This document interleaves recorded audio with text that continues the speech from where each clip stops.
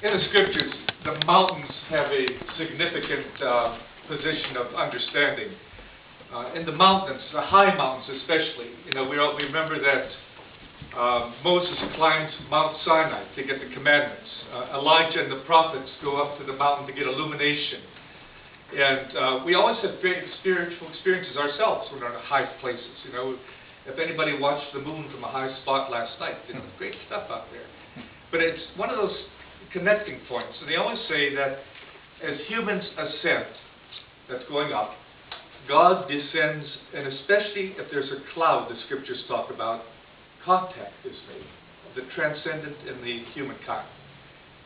And so with this information, we hear the story from Matthew about Peter, James, and John, the inner circle of Jesus, going up with him up a high mountain.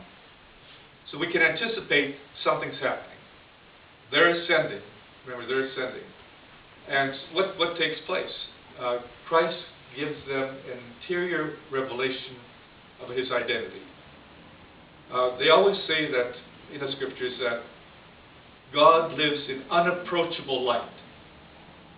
But here is an approachable light in Jesus that we have. So we're not burned to a crisp.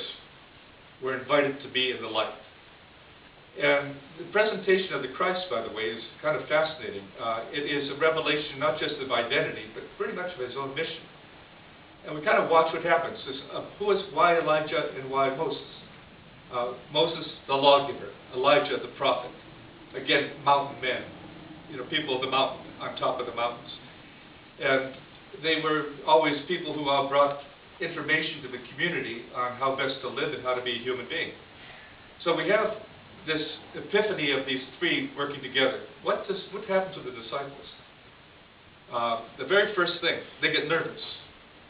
They blam. They start talking real quick, And like Peter says, got to build something, build a tent, build a tabernacle, build a church, got to do something. They can't keep their mouths shut. They can't just become quiet before the experience. They are so really overcome by it. It gets worse though. The cloud comes. And with the cloud, the voice. And what the scriptures say, they're terrified, they're prostrate. And by the way, because our understanding both of God, creator of the universe, any one of us having a glimpse of the transcendent would be flat on our face. We'd be scared to death. We'd be doing things that were, everything would let go on us. We'd be scared, terrified. But what happens in that? Rather than being oppressed by the vision, the voice comes and says, this is my beloved son. Listen to him. Listen to him. He's not going to be the law like Moses gave. He gave you 10 commandments. You don't want any more commandments. 10 is enough, And Elijah, he gave the prophecies. He gave the direction.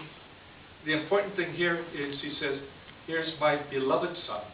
Here's my beloved son. He's not going to be the lawgiver. He's not going to be a prophet. He's going to